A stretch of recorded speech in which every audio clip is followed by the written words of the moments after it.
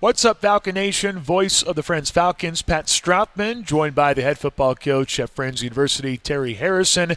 It's our final Friends University Coaches Show football edition with Coach Harrison. We're doing it here from Chicken Mac's, 3 locations in Wichita. We are at the West and Maple location, 325 Southwest Street in Wichita. Chicken Mac's, locally owned and hatched right here in Wichita. Known for their legendary sandwiches, taking the chicken sandwich to the max. Their smoked chicken is smoked in almond wood every day, several times a day in each location, giving it a fresh, unique flavor. Savory sides like mac and cheese, mashed potatoes and gravy, potato salad, coleslaw, and much more. Club salads and power bowls with their smoked chicken for a healthy choice. Several sauces unique to Chicken Mac's. We say thank you to Chicken Mac's for making this a reality all throughout the season. Last week, Friends University wrapped up the season with a loss to Avila University, 42-26 being the final.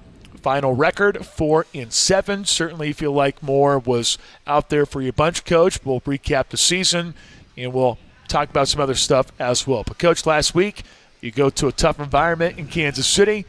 Avila University, always a very unique atmosphere. While on the line for Avila, a win, giving them an automatic bid to go to the national tournament. And Avila got the job done, but you guys made them work for it all the way until the very end. Again, one of those final scores. How many times have you said this season to where it's like a one-score ball game, it's a 2-point game or a 1-point game or a 5-point game, and then a late touchdown happens on a defensive score, and the score looks bigger than what it actually was. Your team competed all the way until the very end. Your thoughts on the game in Kansas City? Yeah, well, first, like you talked about, those end of games are so frustrating because we're managing the clock and we're calling timeouts. We do some analytic work where we know, like, hey, you get under this many minutes, you call a timeout after any time the clock is still running, and so we don't apologize for it. We were doing everything we could to give ourselves an opportunity to win, but it's definitely frustrating when they pop those 2 plays, when you're doing that, and it makes the game seem out of hand. But, that's the way it goes, and, it's just what it is. And, people were there understand, how tight of a game that was. And, having that opportunity, and it sure felt like, man, we were going to pull that thing out, and it was so fun to be in that moment and know, like, hey, we're down by 4 minutes to go, and let's go make this thing happen. And wish we would have done it, but we just weren't able to do it. But that's kind of the end of the game stuff. But beyond that, just so proud of our kids. The fact that you go into a game when everything's on the line for Avila, and those guys are trying to get that automatic bid to the playoffs. We get to travel up there to Kansas City. A lot of our guys' first time playing there. It's a very unique environment. It's kind of their stadium setup, all that good stuff. But I felt like our guys did just such an awesome job, and came out of the gate. It was cold and all that good stuff, but defensive touchdown, and felt like the momentum was rolling, and dealt some adversity and frustrations really, really well. And I felt like our guys were just a classier team. Our guys were definitely. Just a great group of kids, and unfortunately, I wish would have came out on top. But certainly, so much to build from when you go toe to toe with a co-conference champion like that. Well, your defense scored again and started things off. Shamarius Davis was the one who picked up a fumble on the very first possession, returned at 75 yards for a touchdown to put you on top 6-0. I'm sure Coach Paul Kemp is looking at the stats and going, yeah, I wish we had more sacks, but I got to say, you guys generated some points from your defense here this season, and certainly it started off with Shamarius Davis getting that 75-yard fumble return for a touchdown. Yeah, it was so awesome for that to happen early because they complete a fade on us, and we were in a good spot, but the guy made a great play on the ball, and then they would get that scoop and score and go down, and it was just a lot of momentum for our team really early. And I think, like you talked about late in the season, our defense just did a phenomenal job of that, of giving us short fields, giving us opportunity to scores, and embracing. If they happen to have to take the field after a turnover or what that looked, they ran out on the field and did just such a great job of rallying behind our offense, giving us opportunities, and like you talked about, multiple pick sixes this year for touchdowns, and then when Shamarius got down there and scored that touchdown, it was awesome. I got to talk to him about that, and I guess he had a big crew in Alabama watching that game at home, and they did the screen record and got to post it to like Facebook and stuff, and I was like, I bet they were excited and going crazy, and he was like, he said they were super proud, as they should be. He's an excellent teammate. Did a great job, and man, it's always fun to see defenders. You know how it goes. When you see defensive players score, it's just cool, and that certainly was awesome. Yeah, no doubt. And Saya Ponte getting a nice pick as well. You guys, I think if you look back at the season, the one thing that's really going to stand out, the amount of turnovers that you forced, specifically with your secondary, fairly new secondary. Yeah, Nolan Ewing being one of the staples, but some of these other guys inside, just being a freshman, getting that pick, and some of these other guys having success. Again, the interception total is there. You guys were one of the top dogs in the country in that way. Yeah, they did a great job. And some of that was we actually were, the crazy part is you start skewing stats a little bit. We were really solid against the run that back half of the season. Now, we gave up some big plays like happened late against Avila, but so it kind of skews some of those statistics. But we kind of forced guys in that position. Like, you're going to have to put the ball in the air, which obviously puts some stress on your secondary. But no, I thought Cy, just such an awesome kid. Kid out of California that I recruited and just have known him a long time, and I know his family's super proud of him. But for him to play so well, I think that was his first pick of the season. Man, it was in that, and they had been driving, and he made that interception in the end zone at the end of the half, I believe it was, to get us the ball to where they're not scoring. Man, I thought that was a big time play, and his first career interception couldn't have come at a better time.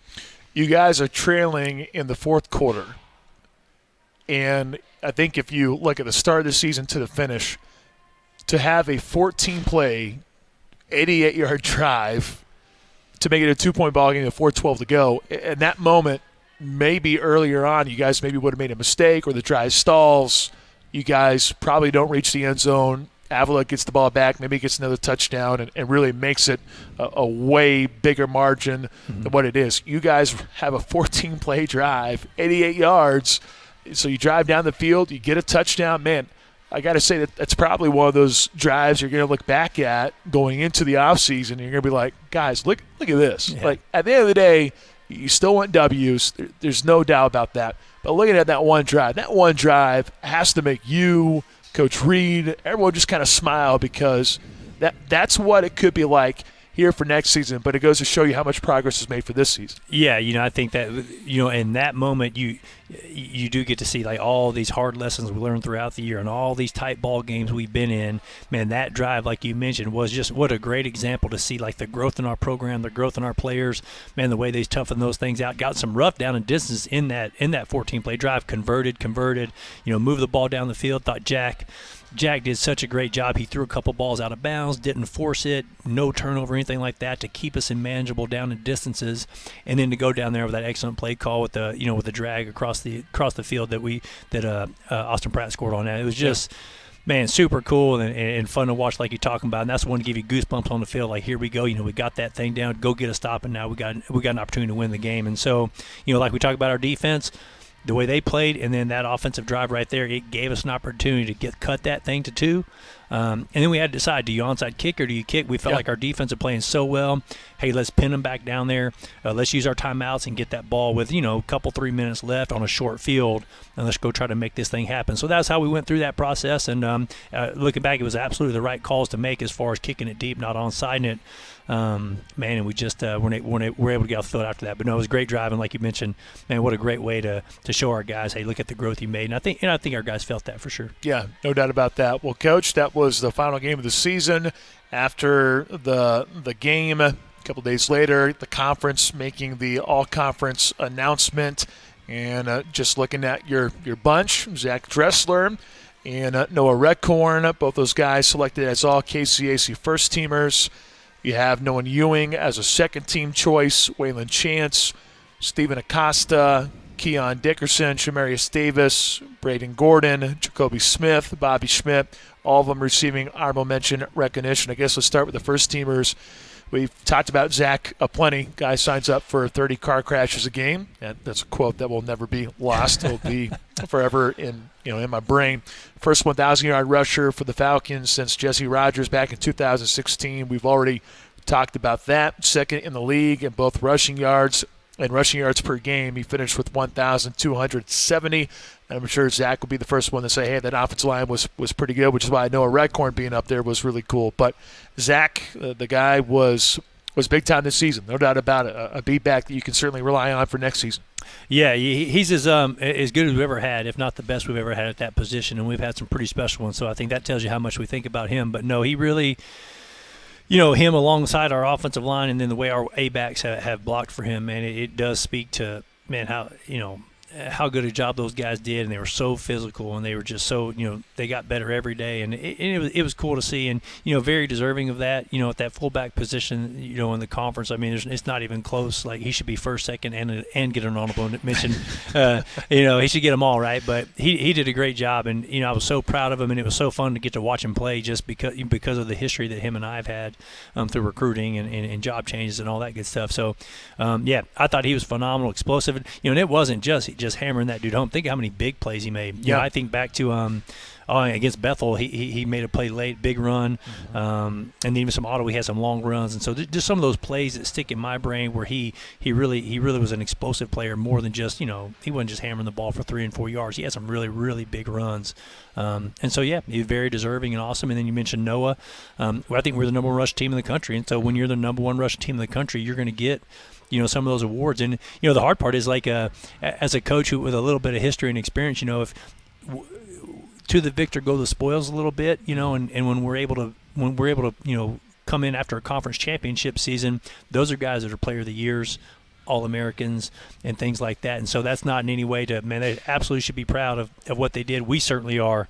But their seasons were really unbelievable as far as statistically, individually, and then collectively as a team being able to be, the number 1 rush team in the country. Yeah, no doubt. And I know I have to go back and look at the amount of guys that have been first team on the offensive line over the years, but something tells me, at least in the last 4 years, you've probably had someone be first team. Now, of course, it helps when you have one guy just in itself that's out there at Bethel that's a pretty darn good offensive lineman, but to have someone on the first team every single year, it's an accomplishment. In the last couple of years, offensive line play has been really superb in the KCAC. A couple of years ago, it was really, really good, maybe the best it's ever been. So to get Noah on that list here for this season, that's great. And for Nolan, fortunately not a first-team selection, but at the end of the day, second-team selection. The guy was really a quarterback in the Falcons secondary. It's the best way to describe him. He anticipated. He was tied for second in the conference with 5 picks, had 3 picks and a pick 6 in that 42-7 win against Sterling, which that was the highlight of the season for him, to say the least. And the thing is, guy finishes with 5 interceptions. I felt like he could have had twice as many. A couple of them where it was just a little bit off, maybe a missed time, or maybe the ball just went off his fingertips. But at the end of the day, Nolan, what a performance by him to be named as a second-team performer. Yeah, just, an amazing season. Player of the week, I think, 1 week, potentially. Like you mentioned, it's weird, year to year in the conference, how statistics shake out and what the strength of the conference is, and just this year, he happened to be what you mentioned, tied for second in picks. So the 2 above him ended up being, first team guys. But I'll tell you, he just like before, man, he had a player of the year type of year in the conference. And obviously, as we build this program, and when you win, you win a few more games, you're able to have those opportunities. But I know for him, the coolest part, tackles were down, but turnovers were way up as far as him individually. And more than that, we've been having exit meetings, this week, and meeting with every individual player, and it's really, the 2 names, 2 of the really common names are, Zach Dressler and then Nolan Ewing. And so, the impact that he made on our program, even outside of being a second-team all-conference player, and all that good stuff, is his leadership that he showed on the field. So, I know he's certainly proud of that and excited that he's coming back for another one, which is awesome. And, we anticipate he'll even build on the season he just had. But super proud of him and very well-deserving of second team for sure. Some of the KCAC honorable mention picks, see if I can roll through them here. Might be a little difficult, we'll see. So pardon me if I forget anyone. But Stephen Acosta, he was a part of that offensive line, 4th season with the program. Don't you call Stephen Mr. Falcon? Mr. Falcon. He can be the man. Yeah, exactly right. Exactly right. So Acosta being named an honorable mention guy. I know you have Dickerson. I think if you just look at the overall tackles, you just see 27. And 4 stops behind the line of scrimmage, but he's one of those guys that comes. You guys rotate in so many different guys, so total tackles maybe something that you don't really look at. Shamarius Davis, we talked about him and how he finished his season with a 75-yard scoop and score. We've talked about Gordon quite a bit already with what he's been able to do. Had a couple picks, including a pick 6 against McPherson. You have a guy like Bobby Schmidt, who winds up being a field goal machine. Unfortunately, man, I got to tell you, I was down in Waco helping out with K-State Sports Network, and I looked at the box score, and I saw they missed an extra point. I go, oh, no, because Bobby's going to look back. He's going to go, he made all but one extra point in his Falcon career. Yeah. All but one. And he's probably going to look at that and go, you got to be kidding me.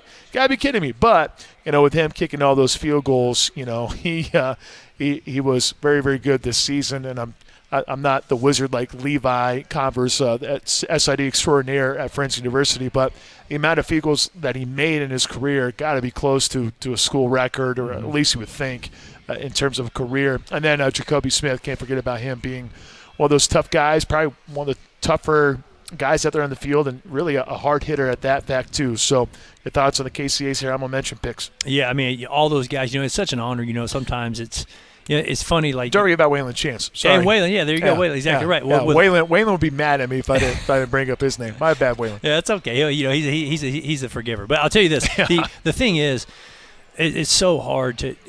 These are not generated by me, right? The way these things work, you meet as a conference coaching staff, and in order to receive any award means someone in our conference voted them for a first or second team guy, and so it's so many times people.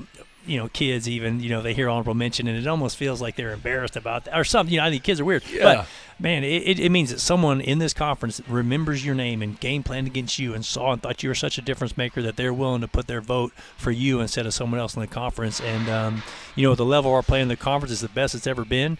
It is a huge compliment that those, got that. And some of those guys are one vote away from being a second teamer, or what, however they tally those points. And so for all those kids, I mean, I'm incredibly proud of them. I know it's a significant number of all conference awards relative to what's happened here in the last several years. Yeah. But all those guys are awesome. And the Bobby thing, it just made me think, for Bobby, same idea, right? Potential special teams player of the year in the conference. But, we just believed in him so much, man. We attempted a 56-yard field goal this year that he didn't quite make, but, which affects a percentage. Man, we kicked the ball we played in some abnormally hurricane winds a couple games, and we just sent him out there. When you're supposed to kick a field goal, per our research and analytics, we sent him out there to kick. And, man, I think the coolest thing about Bobby is he went out there with confidence and it was never shaken. He always went out there and he tried his best to put the foot on the ball. And there's a couple blocks in there too, PATs and stuff. And so, man, I think I'm just very thankful for him coming back as a fifth-year guy. And the amount of pride he takes in being a kicker, and I thought he had a phenomenal year. And again, it's one of those deals when you're kicking these deep field goals with all the things with the wind, the protection, it can affect your percentage, but it doesn't in any way, in my mind, diminish. I think he was the best kicker in the conference, and we would, absolutely, man, would always love having a guy like that, to send him out there and not do it every time again. So that was cool. And then Waylon had so many huge games that that really, man, that saved us at times and converted some Maybe first downs. I forgot about him because I'm trying to suppress the idea that he's going to be gone next year. That's probably what it is. He might somehow show back up, right? But I told him, I was like, you go to Coke. You tell him, hey, this is what I want to do. Okay, I want you to go ahead and pay me this. I'll go play football here. Boom, done. Yeah, we need to do that. Exactly right. NIL, he's in the game. Yeah, but, that's right. He did awesome, and all those guys. Jacoby, just found out, Jacoby's probably going to potentially come back as a fifth-year guy. You know what I mean? And so we're excited about that. So we're actually going to get him back, following up an honorable mention season, even though we celebrate him on Senior Day. So that's it's all good stuff. And those guys that all those honorable mention guys, it just did a phenomenal job, and it's all very deserving. And I'm incredibly proud of each of them. And how it is. Like, selfishly as a coach, you always love your guys more, and you wish they could get more. Just like any parent out there does. But, man, when you step back and think about what it takes to be mentioned on that list, man, it is, it's just a big-time deal for our program, a big-time deal for those kids and families. And, again, just extremely proud of them, as everyone should be that's listening to this right now. What have you guys learned as a coaching staff during exit interviews? Anything that stands out? Oh, man, it's been so cool. How beneficial are exit interviews, by the way? What's that? I said how beneficial are exit interviews? Because I always thought that process was very – interesting, right? It's almost like a report card, right? It's a teacher evaluation card, it feels like sometimes. Yeah, it's cool. It's really good. So we as a staff, I think we have phenomenal men in our program that we are not, we never want to be, and this is something we take pride in, we never want to be blamer. We don't ever want to blame kids for a loss or blame kids for anything. We want to own. We always want to take accountability as a staff, right, wrong, or indifferent. We're going to, hey, what can we do better, right? And so the X interview is it's a two-way street, right? So we bring those guys in, we talk to, hey, man, these are some things we think you can do better to, if you're a starter, to improve our team or to maintain that, or if you're somebody who's an up-and-comer, like what can you do in the offseason to get better? But then we also look at ourselves and like, hey, man, what drills were the most frustrating drills? Like, what was hard to do every day? What did you not look forward to? And when you start hearing recurring themes, like, okay, what we do is look at that is, did we not coach something properly? Or do we need to adjust something? And I hope at least it lets those kids know that we are truly in this thing together. I mean, if we walk out there and we're Falcons, man, we're in it together as coaches and staffs and players. And so we do those. I love hearing that because it's just fun, like to hear the kids kind of give some feedback on what was practice like, this or that. So that's been very good. And we also asked, like, hey, who were some of the impactful leaders on the team and what made these guys great teammates and why? And so that's when you start hearing some of the recurring names of kids that have a lot of respect in the program. And I think it's good. It makes you reflect, as a player on, what are the characteristics of these guys that have been impactful on me this year and were great leaders. And then obviously being able to say, hey, what are our goals for next year and all that good stuff. And so I really enjoy it. We tried. They're under 5 minutes for the most part, but I hope if nothing else, it gives those guys that feeling that, hey, we as coaches value. We always joke around with the players and we tell them, their opinion doesn't matter. And we're talking about, hey, what we eat after a game, your opinion doesn't matter, right? Or if it's uniform colors, sorry, it doesn't matter. Yeah, if you don't want to practice in the snow, your opinion doesn't matter. But certainly their opinion does matter when you talk about the feel of our program. And so some of the informal conversations that go on is just this, man, what was your experience like? And I can tell you, and I've been doing this a while now, it's as positive a team culture as I've been a part of, especially, coming off a season with frustrating losses and what you can feel as a head coach here and ultimately the person who's in charge of the overall product we put on the field and day to day. It's just this deal that the kids can see, like, they can look past a frustrating loss and not be happy, but also know that hey, we're on this thin line, and if we lean this far this way, hey, those are conference championships in the future, and if we lean this far this way, it's going to be a lot of the same. And the cool part, and really it's a testament to the families of our players, they can see that, hey, man, we are right there, and what we just need is to stay in the fight, keep showing up and keep getting better. And I think that's been cool and the most feedback the best part of the feedback. So as far as a program, absolutely invaluable. And it's just fun to hear those kids open up. And I coach the offensive line every day, so I don't get to spend as much time with D linemen and corners and DBs. And even some of the kids that I've recruited, you don't see them as much. And so it's cool for me to get to sit down and just talk to kids and, sure, and kind of feel everything, and then for me to kind of gauge where we're at. So I think that's been cool. And then I love being able to do that every player. We did it with seniors as well. Sure. And my encouragement to the seniors was to, hey, one of the things that I think is important in a program is, if we end up, achieving all of our goals here, and we have some pretty lofty goals, and if those guys don't come back and there's not a level of gratefulness, and gratitude for Friends University, then it's kind of all for nothing. So that's when my last encouragement to them is like, hey, bro, I'm not your coach anymore, man. We're peers. You're a friend now. We're lifelong friends, and you're somebody I respect for your time here. Man, come back and invest in the program with your time. And I was like, you got it one Saturday, bro. I ain't asking you for every game, but you got to come back to one and be on the sideline and see, all the sacrifices you made and what you've started to build here. Come back and see what that looks like moving forward. And so that's that's a lot to talk about exit interviews, but it's very impactful for our program for sure. No doubt. Do you do any team awards, individual awards, anything like that? I know some programs do stuff like that. We don't. We really don't. We had our team meeting, and we just have always.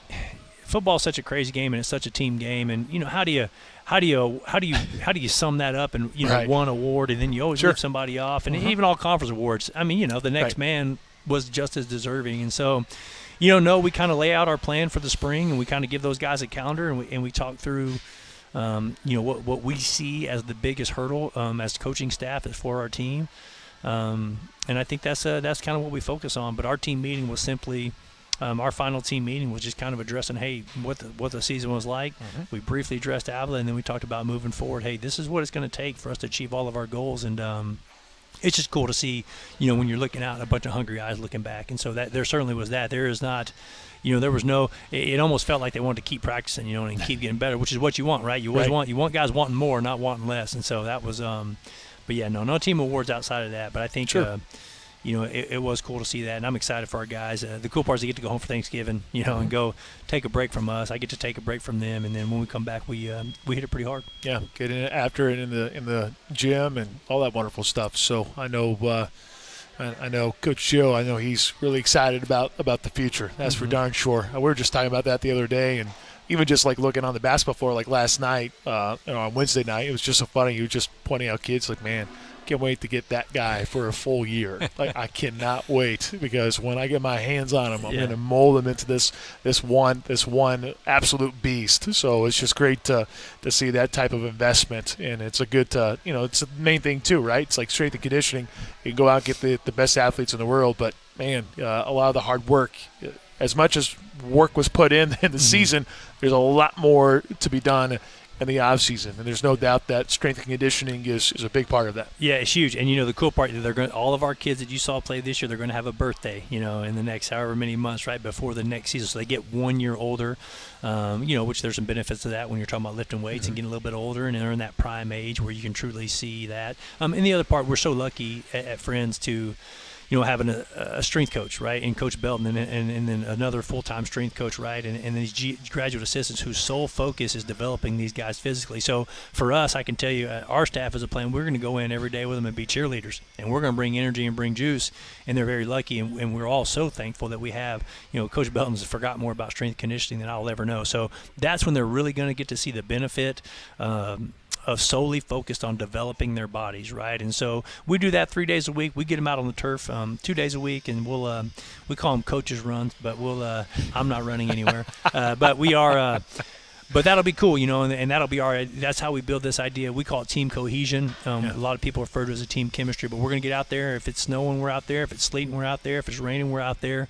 And we talk about our program mantra, BTF, and we're going to live that. This winter, we're going to be out there BTFing it on the turf every Tuesday, Thursday, and same way in the weight room, and leading into spring ball, which is cool for spring ball for people that don't know. It's a truly, if the start of the season happens in February, the start of next season happens this spring, and so the cool part, as a young guy that's a freshman and you just kind of went through that first season in this new place, and there's a lot of uncomfortable moments there and some anxiousness. Now they get to come back in the spring. Everyone knows everyone. There's no game prep going on. It is simply focusing on ourselves and developing these young men, getting to play a lot of live football in its equal reps. And so I know a lot of our young guys in these exit meetings talked about, they're excited about that, right? So a freshman who might not have been ready to be a 1 or a 2 this year, bro, in the spring, if you're a backup running back, you get as many reps as Zach Dressler. If you're a safety, you get as many reps as Nolan Ewing, and you get to play some football. And so that'll be really cool, and we'll finish that out with a spring game that people will get to be a part of. So pretty exciting times.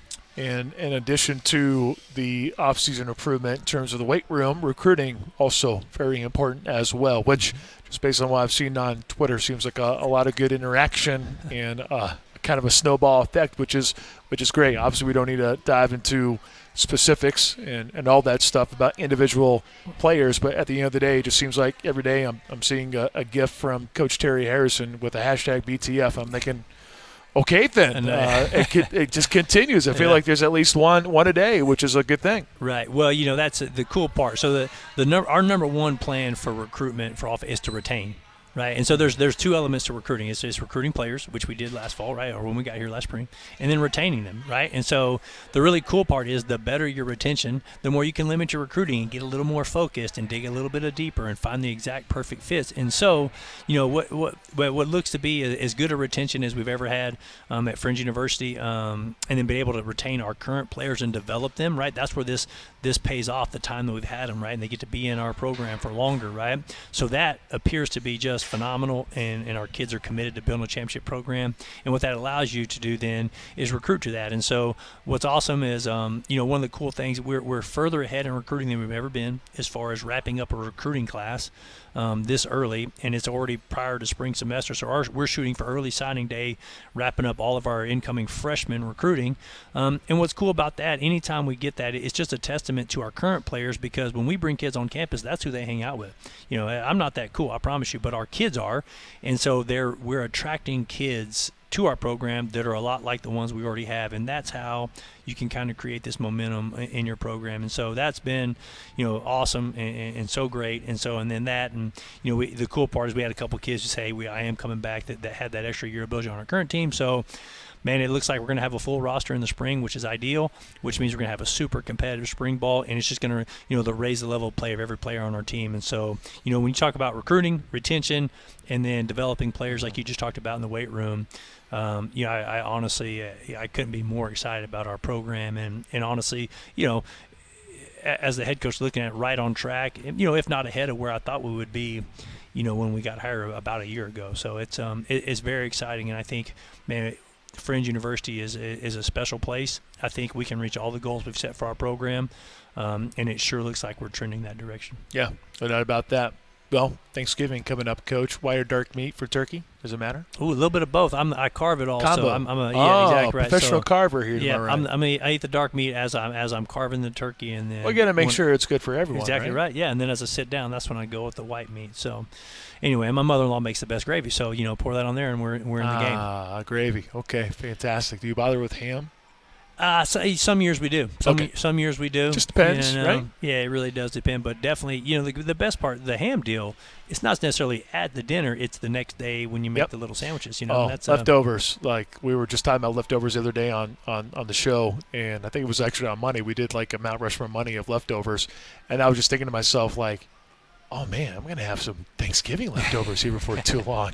And they last for a long time, and I'm a dinner roll guy, so it's like getting a chance to actually just use that as your bread is fantastic. So I'm imagine gravy. Obviously, you require gravy, but is there anything else that you have to have on a plate that you load up on? No, I love dressing. So I grew up in Texas, and I love dressing. I'm a little, I'm partial to well, I won't even say. I love dressing. There's two, but my mother-in-law wins. Okay. I prefer her dressing. They say be careful. Well, you do that. It's the combination of that and the gravy. I'll be honest with you, but I love it. The cool part for me is I don't have a giant extended family, but it's fun, and when you have kids, doing that deal, and so for us it's twice the same meal. Like Thanksgiving meal is Christmas meal. You know what I mean? Or maybe not for you, but for us it is. For some, and so it's I can see how that goes. It's the same exact meal, so twice a year. that's what I do, and so I make sure I take advantage, and we do that. My mom's a deviled egg. She's deviled eggs. I don't know if you're a deviled eggs guy, but that's I'm not. But some people are. Yeah, that big pie guy. So if you haven't noticed, there's really nothing I don't like outside of cranberry sauce. I didn't think about the pie aspect. Yeah, it's because I'm anti pumpkin pie. Well, it's a choice. Yeah, that is not BTF. That is not Big Tough Falcon. But no, it's pecan pie. That's the answer. Yeah, my mom makes pecan pies, which are great. So good. Love sweet potato pie growing up in the South. I haven't had that in a while, but pumpkin pie, sweet potato pie is the same thing. We might get some hate mail on that one, but what's the difference? Hate mail. Yeah, let me give out the address for Coach Harrison here. That way where to send it. We'll leave mine. We'll redact mine, but we'll put yours on here. Exactly. Oh man. So you must be okay with yams and stuff like that then. Nah. I mean, is that the one thing that you kind of leave off the plate? Yeah, I'm not a cranberry sauce guy, so I stay away from cranberries. Yeah, not a cranberry sauce. Not a yam guy. It's not bad. I just don't. If I'm looking at all the options, I'm not going there. You're leaving off the plate. Yeah, exactly right. If I'm like, it's like kids. Like, I love macaroni and cheese, but I'm not eating that at Thanksgiving. You know what I mean? Because I'm trying to think if we talked to someone. I've been talking to a lot of people. Mac and cheese has been a very popular thing. Never was in my family. Yeah. Just because I think we had so many other things that Mom cooked that we didn't need to load up on anything else. We already have enough. I think the one thing that we always did was a fruit salad is what we would have. So my favorite's a strawberry fruit salad with some marshmallows. They have tapioca salad. They have all sorts of different things that they have. So for sure. Yeah, no, absolutely. That's you're a big fan of everything, though. Yeah, I mean, I'm really not that picky of an eater. Now my kids, on the other hand, I think we've all been there before. But as long as no one is I have a sister that has to have separate plates. It's got to be one bowl / plate for corn. That way the juice doesn't go in. Yeah, do you have to deal with that? You need to talk to a psychiatrist about that situation. I think there's probably so you have to worry about that. No, You're good. Not for me. Not for me at all. Okay, fair enough. Well, Coach, it's been a lot of fun here for this year. I would ask you your overall thoughts on a 4-7 season, but I think we kind of addressed it just kind of along the way. So no real need to do something like that, but it's been a lot of fun and certainly excited about the future here for Friends University. Can't wait to see these guys get in the weight room, get better. Can't wait to see them in the spring a little bit. And then we'll see them for football next year for the fall of 2023. So exciting stuff. Thanks for everything. Yeah, appreciate you, man. Thank you so much. Absolutely. Terry Harrison, head football coach at Friends University, here on the Friends University Coaches Show. 4-7, the final record for the Friends Falcons. It came to an end this past weekend against Avila up in Kansas City. Final score 42-26. Well, that does it for our football shows here from Chicken Mac. Special thanks to Chicken Mac, specifically the location at West of Maple, 325 Southwest Street. There are 3 locations in Wichita. Chicken Mac's locally owned and hatched right here in Wichita, known for their legendary sandwiches, taking the chicken sandwich to the max. Their smoked chicken is smoked in almond wood every day, several times a day in each location, giving it a fresh, unique flavor. Savory sides like mac and cheese, mashed potatoes and gravy, potato salad, coleslaw, and much more. Club salads and power bowls with their smoked chicken for a healthy choice. Several sauces unique to Chicken Max. Thank you so much to Chicken Max for making this a reality all throughout the year. Well, that does it for our football coaches shows. I'm sure there'll be some other things that pop up along the way, so continue to monitor that situation on the YouTube page here for Friends University Athletics. Special thanks to Levi Converse. He joins us. He's our camera operator every single week, and the guy sits and waits. He can easily take off and be like, hey, screw this. I'm going to let you handle everything. No, Levi is always here and always willing to help. So thank you to Levi. Also special thank you to Dr. Rob Ramsire. He's the one that makes it possible for me to talk to these guys. It's been fun being a part of the Falcon family, and certainly looking forward to bigger and better things as we continue to progress here on the Friends University Coaches Show. So thank you so much for watching. Happy Thanksgiving. Enjoy time with your family and friends, and we'll see you around. Talons up.